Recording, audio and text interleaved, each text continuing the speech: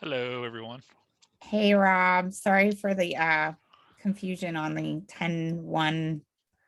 No, I'm like, I just realized I'm super dark. I'm like time zone challenged because I keep traveling in and out of them. Well, I'm still Zoom. super dark. I can't. It's my office sucks. Sorry. Well, you're forgiven. It's all good. Or how are you? I think you're on mute. Hi. Hey. Hey. Oh. I'm good. Good back in Costa Rica. Oh, nice. Raining a lot. Super nice. Not too bad right now, but it has been raining quite a lot. Yeah. Got it. How was Israel? Or Israel is always a little bit intense, but like it's a high speed place, right? Like it's go, go, go all the time. So I got a lot done. It was very successful. It was very good also for our program and the project. So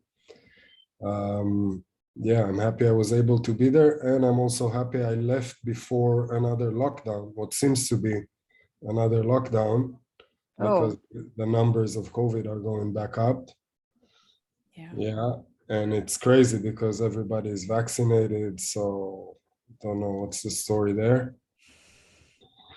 Yeah. So yeah, happy I made it out of there because my kids stayed behind. My wife and kids stayed in Costa Rica, so I had to be back on time.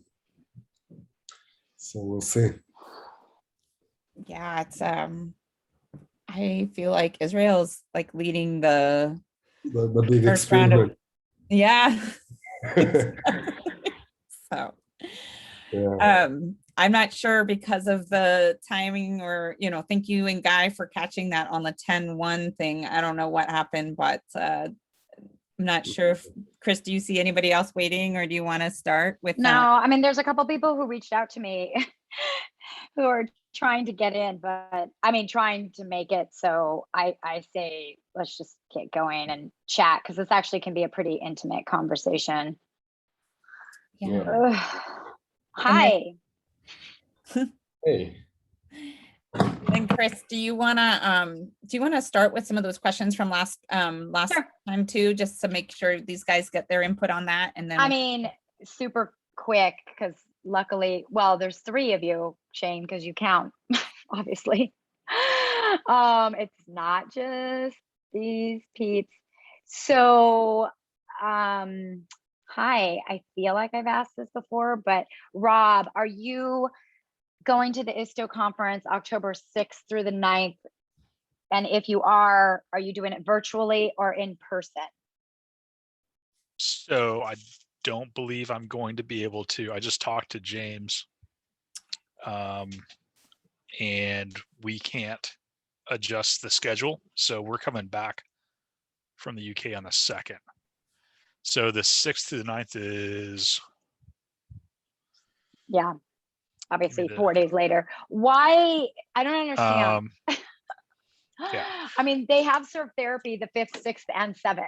How come I think you can't just go they've ahead? they've scheduled a lot of things for us. He wouldn't tell me exactly what it is, but it sounds like they've got some things like dialed in for those dates. I don't know exactly what they are. I know there's supposed to be a meeting with the chief, and there's going to be some discussion of, for lack of a better term, like licensing their research to us. So we might be able to kind of piggyback off of their programming and what they're doing. So I think there's some meetings that involve that. So yeah, you seem not pleased with that at all. Of course, I'm not going to be pleased with that, because for me, this is about all of us being together. And sure, there's a lot you're going to get from Surfwell. I mean, a lot, but there's going to be 25, 30 other programs in the room that you would, I mean, Shane can tell you, or can tell you, like when you're in the room, it's priceless, like there's, it's totally priceless. And I understand on your end, because it's not like you can go to the UK for 2.5 weeks. That's a long time. So this isn't about you. It's just, I don't understand knowing that they are delivering. First of all, it's October. It's August 10th. They have plenty of time. And second of all, you wouldn't miss out on Surfwell's programming. You wouldn't, you know what I mean? Like you actually, even if you stayed, would miss the first 2 days of our conference. But I think it's invaluable that you're there for one of the days to experience it. So yeah, I might have to get on them about that. I haven't purchased any tickets yet, but Well, don't. I talked to him. I'm not until next week. So I talked to him earlier today, and it's a huge commitment on both ends. I mean, it's going to cost Swell about $15,000 to get everybody out there. And then they've got a huge financial, we're bringing 8 people. Why are you bringing so many people? Because it's a once in a lifetime deal, and they've got accommodations for 8 people. And, I think Swell's going to cover the lion's share of it. We were able to piggyback. We've got a pretty good, we just landed a good corporate sponsor. And then we have a huge fundraiser coming up. So because I can, Chris, I think it'll really be beneficial. So. Yeah, I mean, again, then that just proves my point that you guys should be at the conference. If you've got 8 people from Swell there, No, it's not. So it's 2 from Swell, 6 participants, 3 of which are brand new combat veterans that were just involved in a really ugly shooting. Oh, you guys are bringing participants out. Oh, yeah, we're bringing 6 participants, right? Wow, that's incredible. Interesting. Okay. Oh, that's crazy. I mean, cool. That's cool. I didn't know that. Yeah. I thought this was just purely like training stuff, and I would get on Swell about that. But if it's not that, which it sounds like it's not that. No, the only Swell people that are going are me and Jen, and she told me to give you. Oh no, she says she hopes that you're around next weekend so she can give you a hug. Yeah, I will be there You mean this weekend? Yes. Hey, Chris, I'm going to interrupt for a second. Michelle, thanks for joining. We're just going through a couple of questions before we get started. I don't know if you're off mute, on mute. She's on mute. Michelle, I know you're on mute. You're on mute. Yes, I am. I came home and tried to grab something to eat before getting on. Yeah, that's all right. Don't worry. Here I am. I'm not going to be mean to you. Are you able to go so virtually or in person? First of all, I wasn't aware that it's coming up. I think maybe because we were disconnected from the email list, we had some technical issues. So, yeah. We're back on track. We're good now though, right? Back now, but there was like a month of some issues. I didn't get you guys' emails, so. No, so the ISTO conference is obviously, you already know. It's very different. I actually am sending out a newsletter this month, so it'll have all the info in there. The ISTO conference was supposed to be in July. Obviously, we postponed that. It is now October 6th, 7th, 8th. And I've been asking all of the working groups, the attendees, if they're able to go. If so, will they be there in person or virtually? It is in Cornwall. It is in the UK. That's not going to be easy for a lot of people, but I'm just taking sort of a non-scientific, asking everybody. I've got like 35 answers. So it's more about curiosity. So I haven't even announced it. So me personally, I won't be able to travel again in October. I just took off for 5 weeks. It's been traumatic for my family. So I would not be able to go there in person, but I think there's a good chance that Guy would jump on the opportunity that it's in the UK, and he might be able to come and meet all you guys in person. So probably I will do virtually, and we'll try to send him maybe with somebody else to go in person, but I can't speak on his behalf because we weren't talking about it. We weren't aware that it's coming up.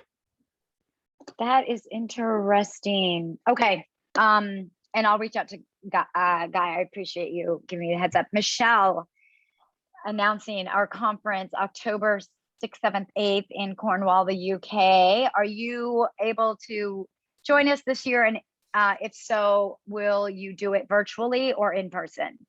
More likely virtually, but I would like the information on in person. I think flights and stuff is probably going to be a little more difficult for October. But yeah, I think virtually good possibility. Awesome. Okay. And Okay. Corey's working today. Otherwise, I think he would have been on the call. So I have to get with him. Maybe he can swing it.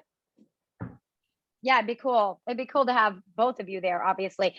And like I said, everything goes out on our newsletter. So yeah, that info is going out next week. And that's it. Go, Shane.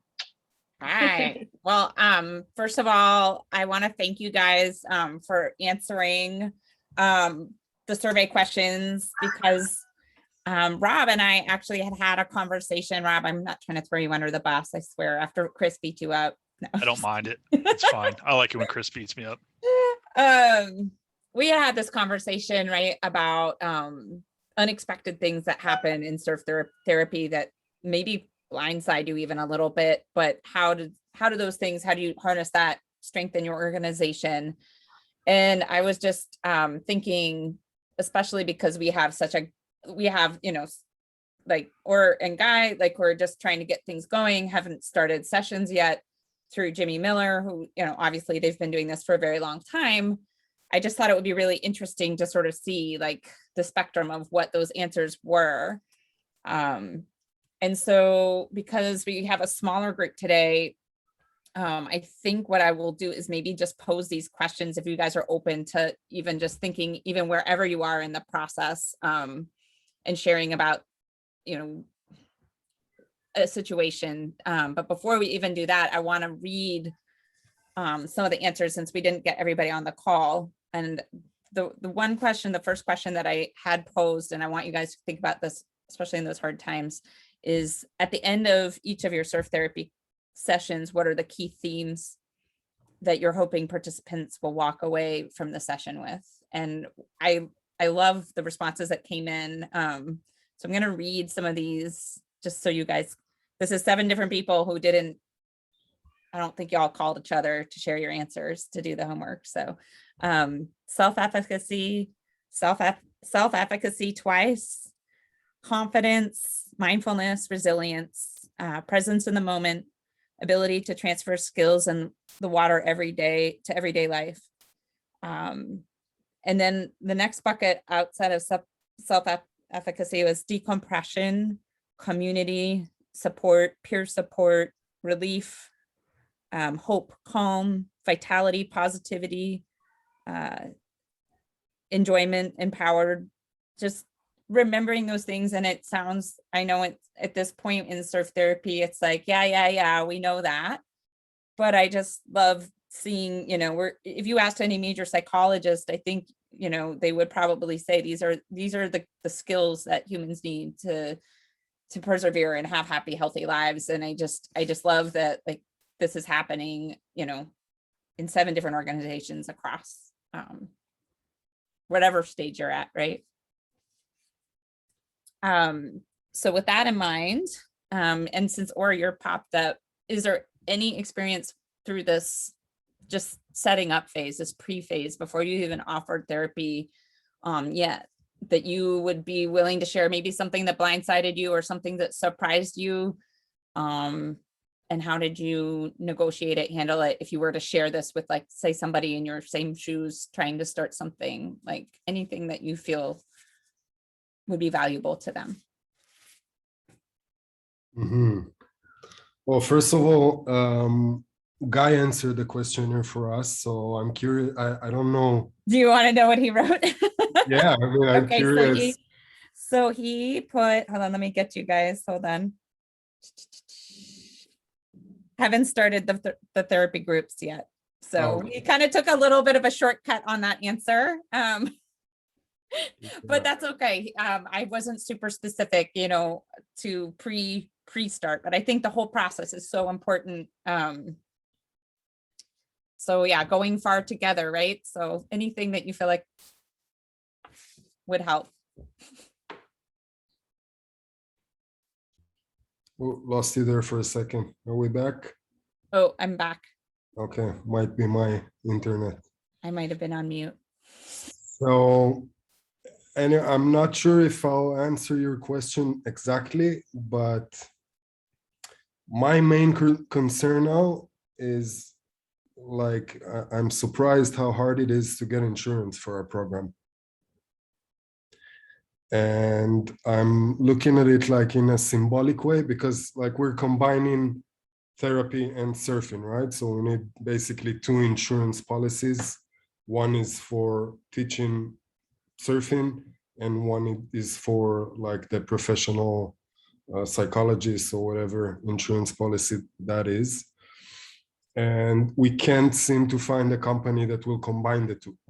So I'm taking this symbolically into like the field of the participants, and I'm thinking, okay, so my main concern now is how to make them feel safe with the work that we're doing, right? So we don't even need insurance because everybody is okay. But that's a big challenge. And I think it comes up to us, like at the phase we're at, through the technical aspect of insurance, but it's much bigger. Like, how do you do this work and make sure that everybody's, first of all, safe and okay and coming out of it in one piece, physically and mentally, and then all of the rest of the benefits. So I'm still on this bottom, like ground zero, first level of, before I'm thinking about all of the potential benefits. I just want it to be okay, safe, protected. That's where I'm at. Wait, So Can I ask you a question? Are you getting professional liability insurance? Yeah, we're trying to get like, okay, so the first thing we're doing now is one-on-one sessions with therapists that are also surf guides. So that's like the first thing we started to do, other than the groups that we're trying to create. But in order to ensure this kind of activity, you need to have insurance for them as therapists and as surf instructors, right? So this combination is kind of hard, at least for the insurance companies in Israel. We also tried to look abroad at few options, but I'm surprised of how hard it is. Like, you would think, okay, if you pay these guys, they'll give you whatever you want, but no, some of them would not even consider to do this combination. It's too weird for them, and they won't think out of the box and create, like, tailor-make another product for us. That's interesting. Yeah, or it's Michelle. I'm a therapist and I have professional liability insurance. So that covers me for therapy with a client.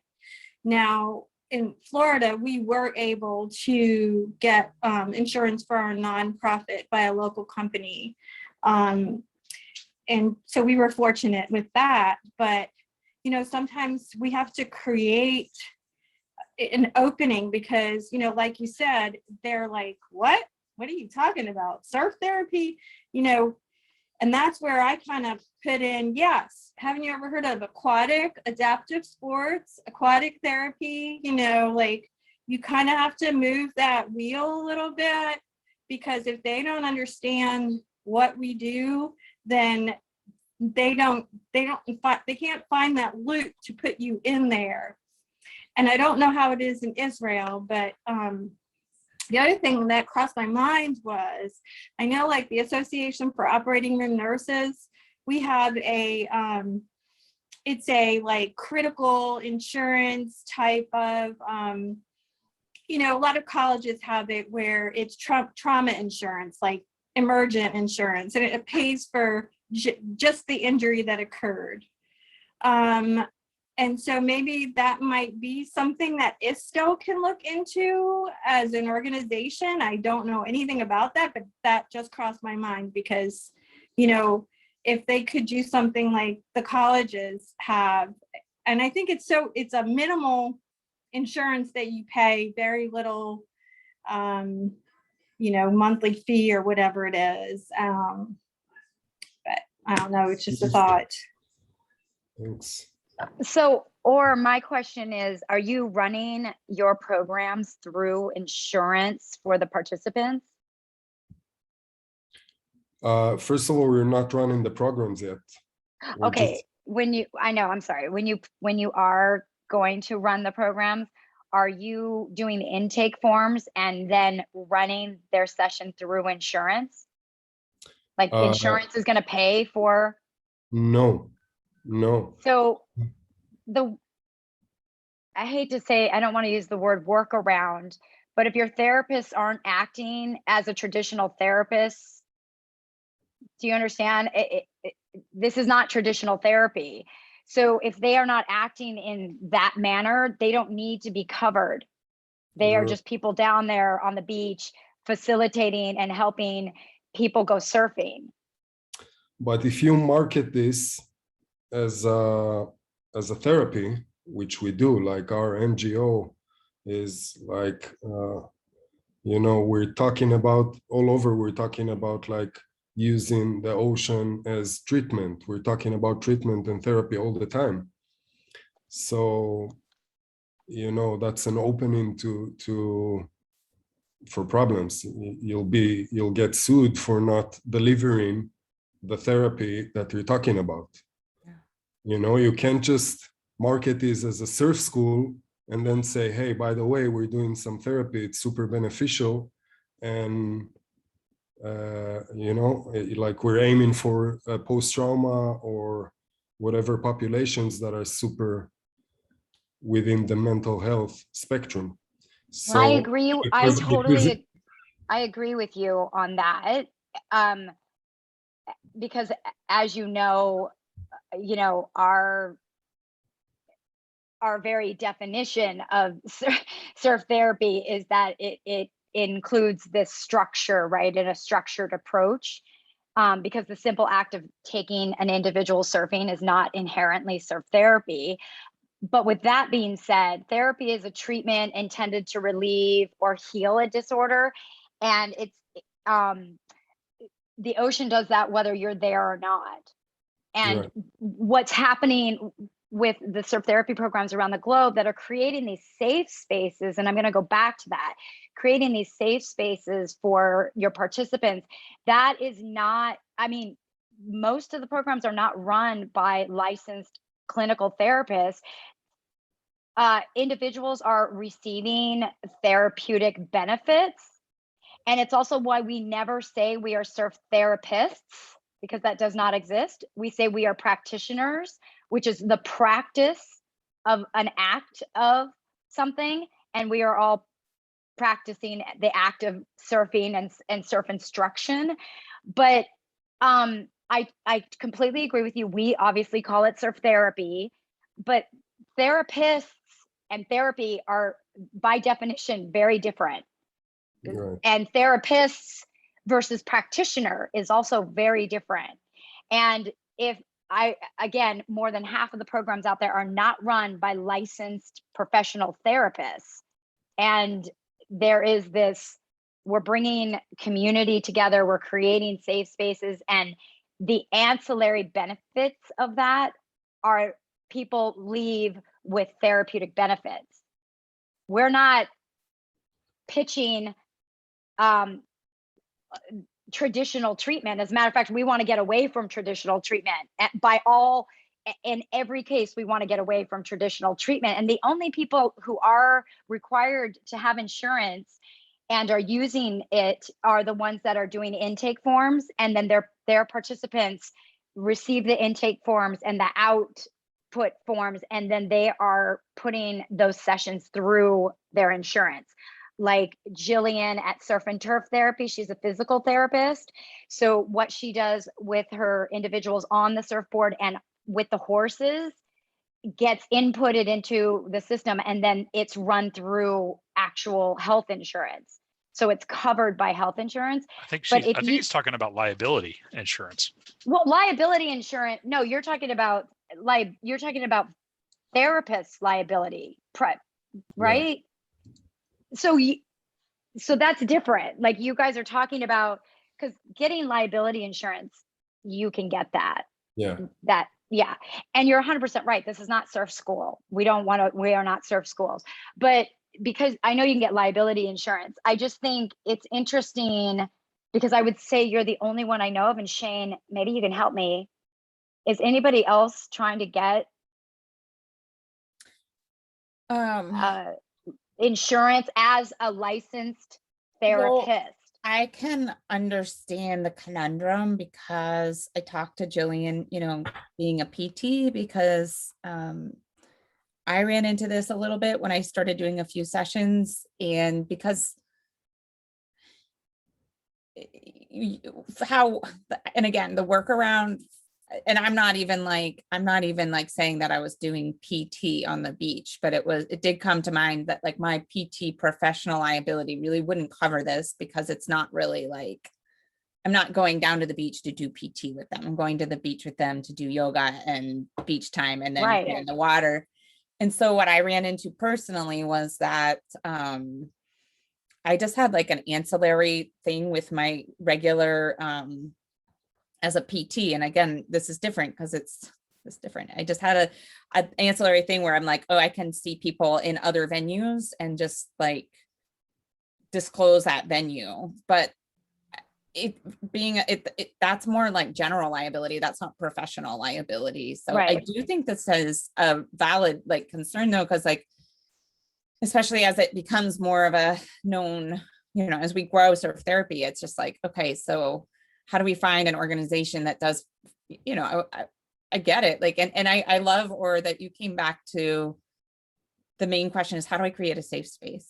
How do I create a safe space so that there's no way that like insurance policies aside, like just set that aside. Like, it's just like creating that safe space. And I mean, I know in PT school, like they would teach us like the reason for most medical lawsuits is a different expectation than the outcome. Like it didn't necessarily matter if the outcome was like deleterious or not. It was just like if there was this like a negative outcome compared to what the expectation was. And so setting that all up, I think you're in the right headspace of like being really, And I mean, I think we could go round and round about like different avenues, and certainly like I can put some emails out and see if there's any resources. I'm sure Christy and I can like maybe put our heads together. You guys already helped me. I already have an idea, because I think, there is like a crack there. Yeah, the crack, Michelle. Through the fact that it's not a formal therapy. And it's not meant to be. And obviously you guys have liability waivers, right? For your participants. Yeah. So, I mean, it's occupational therapy, remember. It falls under occupational therapy. Right? It falls nowhere pretty much. I mean, it falls like in the water. But at any rate, right. At any rate, your liability waivers cover, I mean, we're in the US, so nothing covers nothing's guaranteed, right? But they cover the participants and the expectations on you. And you'd like to believe that you develop these relationships. By the way, this is also what makes surf therapy so very special. It is so extremely unique than your traditional patient client privilege situation. We become friends with our participants. We go camping together. We go on trips together. You don't go to see a therapist for 6 months and then go camping together. As a matter of fact, your therapist can't do that with you. So we really, on purpose, intentionally are getting away from, this is not traditional treatment. The if there's a clinical therapist on the beach with you, they are not acting in a clinical setting and or acting in that space. So as long as you have liability insurance and liability waivers, I don't know any programs out there that are covering the clinicians on the beach, like All right. personally with insurance. And I agree, Shane, sure, there's sort of this like, oh, what am I doing? But Jillian's program, she does deliver PT and she writes that out, and what she does with the board, what she does with their bodies, Yeah. and then duplicates that with the horses, because she's surf and turf. She does the horses and then they run it through insurance, and insurance pays for the participants. But but she's still like, I mean, she and I have talked about it too. Like, she's like, it's neuromuscular rehab. Like, we have a code, like, you know, we have a but she's like, I don't always go into how they get the neuromuscular rehab through. So there's definitely some creative writing, Well, for there's sure. also experimental. You can, like on insurance, you can click experimental therapy, which, by the way, surf therapy, that is the only thing we do fall under, is experimental. But you know, I'm not advocating that. I'm gonna have to edit this out. I don't want people to use that. Don't use that. But yeah, or No, don't go there. Yeah. no, or I No, think that not good. you guys are making doing more work than you have to, because other surf therapy programs around the globe are not doing that. Yeah. Okay. It's And I think that's Right. actually going into the clinician topic for a minute, Rob. It just makes me think about your situation. So if you guys are okay pivoting for just a second to talk about maybe even how this came about. And I think this is actually really interesting. My perception of what Rob experienced a couple of weeks ago was that he had a more traditional therapist actually trying to do traditional therapy in a beach setting. And guess what? It didn't sound like it worked very well. So Rob, do you want to hop on and just kind of share a little bit about your And she was the participant. That's the difference. Yeah. Yeah, so just to kind of recap, what we do is we fly people from the center of the US out to California generally, and it's like a 3.5-4 day retreat. We all stay in the same beach house. The idea is to build a sense of community. We find a mission, a participant, and then we allow them to select a few people to rally around them throughout the weekend. And then we, network with other veterans and first responders and surf therapists out there when we're there. And again, the idea is to build a sense of community, not only through surfing, but also family style meals and just being together and yoga and the whole thing for 4 days. So I was approached and asked to take one of our area police psychologist, who's undoubtedly saved hundreds of lives for veterans and first responders just in the work she's done. I knew her professionally and had a lot of respect for her. So we did, and she selected a couple of first responders to go with her that she knew well, and another friend. So once we got to the beach, I didn't really know this person on a personal level, but professional, just dynamite. So we got there, went through the spiel and kind of explained to everybody, basically the surf techniques, and did some yoga, got out in the water, and she was doing fine the first day, where we expect, riding waves on the stomach. And then the second day, Saturday, is when Chris was out there, and so was Lisa and also Shandon, and they really got to witness kind of the implosion of this particular person. And she's a doctor, and she just had like a meltdown because she wasn't Kelly Slater like right away, and obviously let her ego kind of get in the way, and was super humbled by the ocean, and got worked a little bit, and no more than anybody else did, and just had kind of a meltdown, and got kind of, pardon my French, but got kind of shitty with Chris and a few other people, and just put up some real like strong walls like right away. And I went over to check on her, and she says, you know what, I just learned that sometimes I just need to be the one to teach myself things, which is like, I don't even know, like, that was so insightful for a therapist to say that. So the rest of the weekend, she didn't really participate, and it turned out to be more or less like swell waiting hand and foot on her personal vacation. Would go into her room and just kind of shut the door and go off and do her own thing. And it was pretty disappointing. So, lessons learned from us and what we've done to try to overcome that is now I've put an expectation of what a swell mission is and what it is not on our website. And it's something we were going to direct future participants to. Again, that was on me because maybe I didn't communicate exactly what the expectation was. We hadn't had to the previous 5 trips or whatever. Everybody else has been awesome. The other thing is we kind of went outside of what our niche is with veterans and first responders. I thought it would be okay with this particular situation, given that she is basically immersed with them. And then the other thing is I've put together a fairly rock solid itinerary for each trip now. So we've got one coming up next weekend, and we've got everything kind of drawn out so everybody has an expectation of what we're doing and when and where we expect everybody to be. Again, participation is not like we're dragging people to come out there, but there's an expectation that you will participate in these, kind of communal activities. So is that good, Shane?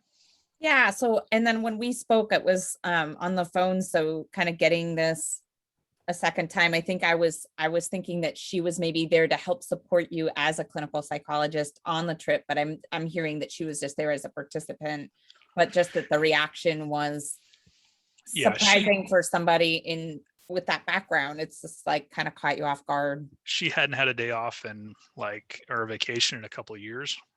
Just really worked to the bone. And given her reaction, I could tell she really needed this, but she didn't want to give in to it. So she never was really able to turn off.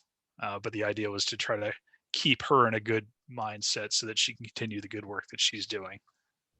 Yeah, like support the players involved who are supporting your team. And get buy-in, because she's got a huge impact with our community and a lot of credibility. Yeah.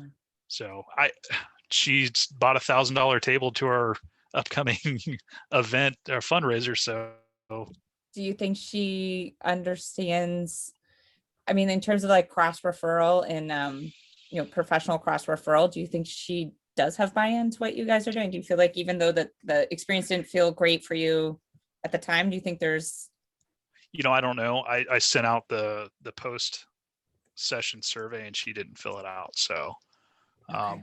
I'm gonna have another conversation with her. I just wanted to make sure that I didn't do it out of anger, because we put a lot of effort and money obviously into this, and it didn't go as well. And again, there were things that we could have done better, and we learned moving forward, and we'll be better for the next time. Yeah, I so appreciate you sharing this experience, and I think it's really great. Brene Brown, I always come back to her. She's like one of my favorite authors, but she always says clear is kind. And yeah, I mean, it may feel maybe like more structure than you had hoped, but it sounds like that might actually, it would be interesting to hear how the next few go with this itinerary and the structure. And I never had a chance to talk to Chris and ask her take. What did you think? Well, I'm going to push back a little bit, Okay. because you don't know if this is the first time it didn't work. And that doesn't mean, because your participants, the ones obviously that I met, are very vocal. And so it seems that you would definitely know. But what no surf therapy program can do is know what happens when our participants go home. And in a lot of ways, like socioeconomic and spaces that aren't safe, that obviously plays a role in, we just did this cool surf therapy and we believe it has these long lasting therapeutic benefits. And then somebody goes home, maybe a child, and they're in a very unsafe space, and it throws all the surf therapy out the door literally, and it's not as meaningful. So because we don't know what happens right when people go home and have discussions, and I know you've gotten some incredible, well-deserved feedback from some people, but we never really do know 100%. I'm curious, what are some of the things, I know it's on your website, but can you share very quick, what are some of the things that you've said, here is what we are and here's what we are not? Because I'm very interested in what we are not, starting off any sort of expectations very, very smart, but I'm interested as to what that says. Okay, can I just read it to you? It's not Sure, super sure. long. Okay, so our swell missions are all-inclusive 4-day, 3-night surf trips for our nation's heroes with a focus on the mind, body, and soul. This is accomplished through yoga, wholesome style, family style meals, and of course, surfing. Each day provides opportunities for personal growth and decompression within the structure of a carefully crafted itinerary that is set in advance and focuses on the specific needs and dynamic of each group. Full participation is strongly encouraged. Each participant's airfare, lodging, and most meals are covered. Swell strives to obtain the best accommodations possible to promote a relaxed community atmosphere. During surf sessions, yoga practice, and downtime, participants are joined by local Swell ambassadors who are also veterans and first responders. Swell missions are the ideal place for strengthening bonds, healing wounds, and celebrating service. Much like peer support, the missions offer a positive setting to discuss issues affecting our participants or merely an opportunity to escape. We do not offer therapy in a traditional sense. However, we are happy to refer out as needed. Further inquiries, please email us, blah, blah, blah. So I more or less said what it is, not necessarily what it isn't, but I think by saying what it is, it kind of says like, this isn't like you come out and have a vacation on Swell. Right. I think that was Yeah, really that's great. well written.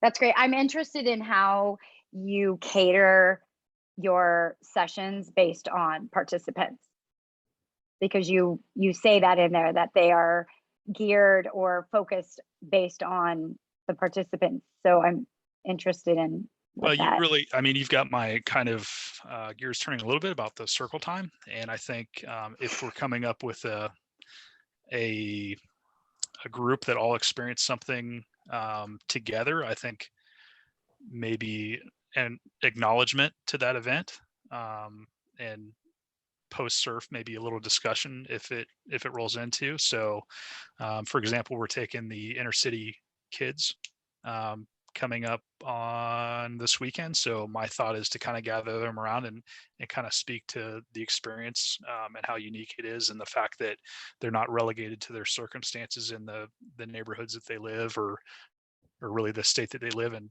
to take advantage to network with people they normally wouldn't interact with. So it just kind of depends on the group, and I just wanted to maintain flexibility and really tailor it as much as possible, rather than just going, here it is, you know.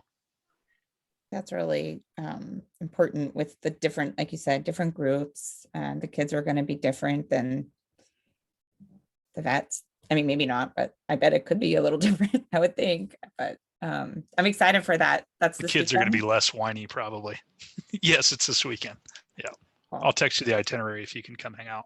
I might be able to make that happen. That'd be great. How long are you guys in town until what days? Just We'll be there 14th. Friday morning, and then we Oh. leave Monday around it. lunch. Okay, cool. So I'll text it to you right now. Awesome. Thanks.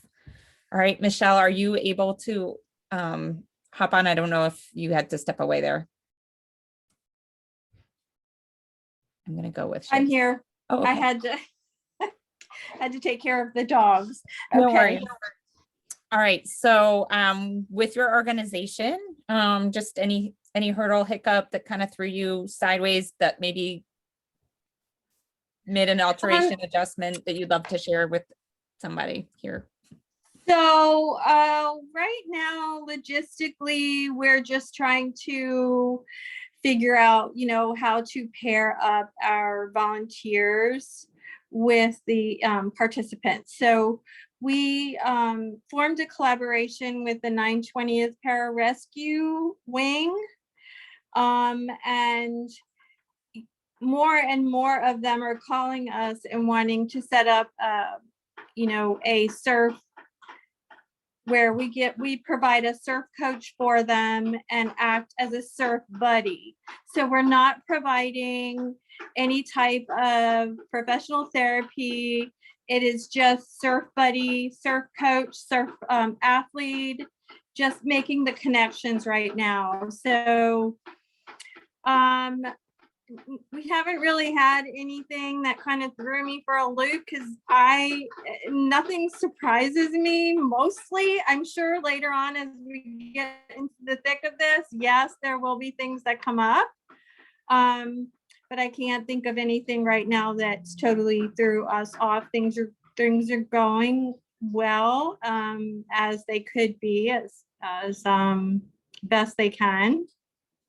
And so I really don't have anything other than, just trying to get our volunteers to, match up, much like I also do in equine facilitated therapist. And so when you're matching up a horse with an individual, you kind of match the personalities together. So we hope to get to that point with surf therapy as well, matching the surf coach with the athlete based on their strengths and weaknesses, so that they can, how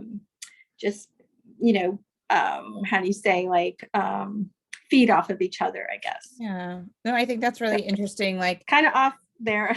but- no, not at all. I mean, I think I was in the last month doing some work with a health coaching startup and talking about how do you match your correct health coach with your client, so that you get somebody who's really, like, you want that to be successful, right? Like, it's hard if you have somebody that you don't relate, or like, you have like a type A personality and maybe somebody who's more aloof, like it could be great, or it could just totally clash, right? So I'm curious with Yes. what you do with your Oh, wait a horses. minute. Oh my gosh. I'm so sorry. Yeah, go. I do have something. Oh my gosh. It just kind of hit me. Okay. So one of our surf athletes has been going out and surfing with one of our volunteers, with Patrick, and they're connected perfectly. Like, they contact each other when he's available, he goes, and he's a pilot. Well, anyway, when we had that event on the beach, I recognized that his wife was an amputee, and we had no idea and no clue. And, we invited her to go surfing, but that was kind of like we hadn't planned that.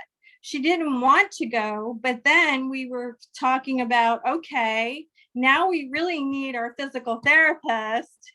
We need someone to be on board with this, because here we are with, an amputee. And so we need to make sure that we are doing the right thing for her, for this individual, as far as her physical ability. So, yeah. Anyway, that kind of threw us off. Were you able to find a PT to come in and do any kind of per diem, like ad lib, anything there? We do have someone that reached out and said they were interested, and we're trying to make contact with them. The creativeness here is that, we're actually in the process of applying for grants, so we can't pay. But there is someone who said that they would, it's a physical therapist, and the individual said that she would do pro bono if we would teach her to surf. So that's a pretty good exchange. So we're hoping to make that connection. Awesome. While you were talking, it just kind of reminded me last month when we had the guys from the UK on, and we were talking about some of the amazing referrals that their group are, they're kind of referring out, like nutritionists, PT, like they have this amazing kind of like, group of core people that they're like, hey, like, we know that this might be something that you need to take from the beach after our session and move on. And I think that was something that I really was impressed with, as we grow our organizations, like who's on your team and who's in your sphere that you can definitely connect. So it sounds like you're on the right track with the PT, and I hope you're able to get the grants, but the volunteer side of things too. I know there's, like, if I was in Florida, I'd be there. But and then, like, going back to what you were saying, I wish you also, were. it almost was pre-COVID, but here we are Oh, still. yeah. Oh my goodness. Okay, well, I hope that changes again. Yeah, we'll see. But I was just going to say too, on your matching with your volunteer and your participant matching, do you have any shared, like, any criteria specific to that would be shareable, or is it more just sort of like, at this stage in the game, kind of just knowing the personalities, or is there any like personality intake test or anything you're doing with your participants just to make sure they get paired up? No personality intake. Just, I don't know. I just kind of, just think about who do I have available that's one of the surf coaches that's volunteer that can be there, and then just pretty much hope for the best. And so far it's been good. It's been okay. But if we paired one up and it didn't work, or like I'll reach out and say, hey, have you been surfing? And they say, no, we haven't had a chance. Then I'm kind of like, well, maybe there's something else that's not working here. And maybe it's, that they're not gelling right, or, not comfortable or something. But like I said, it's just buddy surfing. We're not doing typical therapy. Currently I just say, you get your professional therapy elsewhere. And, what I would like to do is collaborate with them and have them, the physical therapist, with the there's a whole squadron that has a physical therapist, a social worker,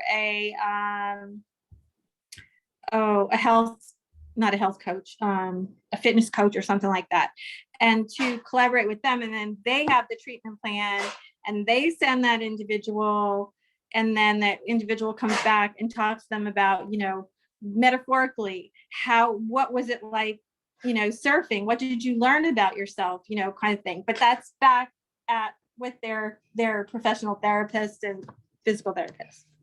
Interesting.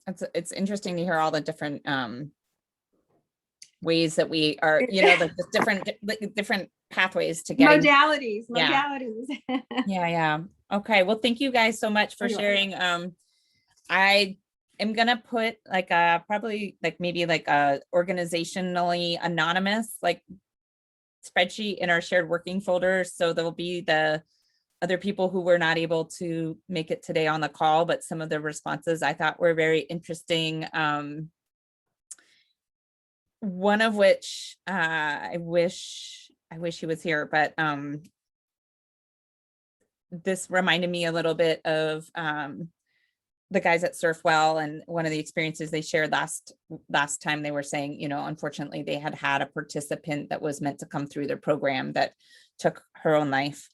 And this I'm just going to say, read it. Nearly 4 months ago, one of our members set himself on fire in front of the Israeli VA office. He is alive in critical condition as of now. This self-immolate act influenced all of us, and we are still under its influence, yet we continue surfing and even open new groups, as his family says that our program was actually one of the only things that kept him alive this last 2 years.